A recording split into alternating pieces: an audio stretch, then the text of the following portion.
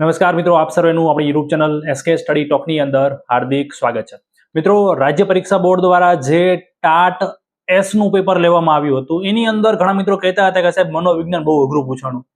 તો હું આજના વિડીયોમાં તમને વાત કરીશ કે મનોવિજ્ઞાન બેઠે બેઠું ક્યાંથી આવ્યું હતું. આજથી મિત્રો 4 મહિના પહેલા, અને વચ્ચે પણ ઘણી બધી ટેલિગ્રામની અંદર મેં એક વાત કરી હતી કે સરકારી ઓથેન્ટિકેટ સોર્સ વાંચજો. આપણે જે નોટ્સ આપી હતી મિત્રો એની અંદર પણ આપણે ખાસ કરીને જે સરકારી ઓથેન્ટિકેટ સોર્સ છે એને સાંકળ્યા હતા, એટલે આપણી નોટ્સમાંથી પણ ઘણું બધું પૂછાણું. આપણે પુરાવા પણ મૂકેલા છે, ટેલિગ્રામ ચેનલમાં પણ મૂકેલા છે. ખાસ જે મનોવિજ્ઞાન બેઠે બેઠું આવ્યું હતું, એક જ જગ્યાએથી 10 કરતા વધુ માર્કનું બેઠે બેઠું પૂછાણું છે. કયો સોર્સ છે મિત્રો? તો ઈ સોર્સ છે ધોરણ 11 અને ધોરણ 12 ની મનોવિજ્ઞાન.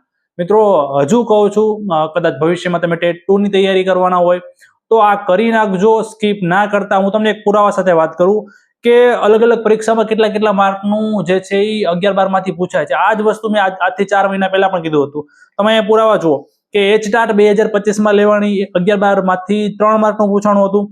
સ્પેશિયલ ટેટ 1 લેવાની એમાં 2 માર્કનું પૂછાણું હતું. સ્પેશિયલ ટેટ 2 લેવાની એમાં 3 માર્કનું પૂછાણું હતું. ટેટ 1 2023 માં જે લેવાની હતી એમાં 4 માર્કનું 11-12 મનોવિજ્ઞાનમાંથી પૂછાણું હતું.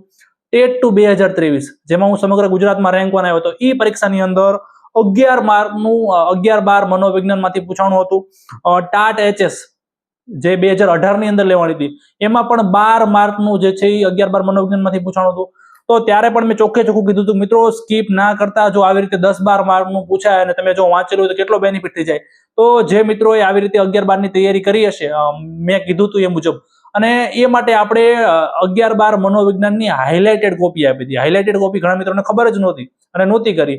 એ કોપીની અંદર મિત્રો આપણે શું કર્યું હતું કે બધું તમારે વાંચવાનું નથી. ધારો કે ધોરણ 11 ની મનોવિજ્ઞાન છે, મેં હાઇલાઇટ કરીને આપેલું કે IMP જે હાઇલાઇટ કરેલું એ જ વાંચવાનું. તમારા 70% બાબતો અડવાની પણ હતી જ નહીં. 3 દિવસમાં 2 દિવસમાં આખી ચોપડી વાંચી જાય એ રીતનું મેં હાઇલાઇટ કરીને આપેલું.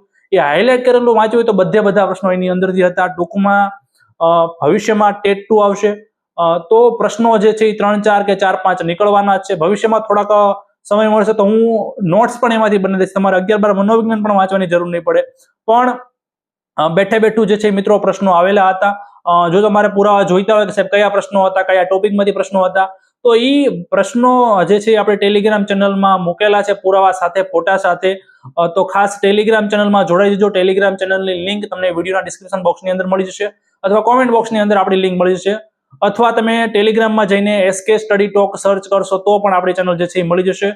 તો ખાસ મારો કહેવાનો મુખ્ય હેતુ એ છે કે તમે ખાલી 11-12 મનોવિજ્ઞાન નહીં, જેટલા પણ સરકારી ઓથેન્ટિકેટ સોર્સ હોય છે એને પહેલા ફોલો કરો.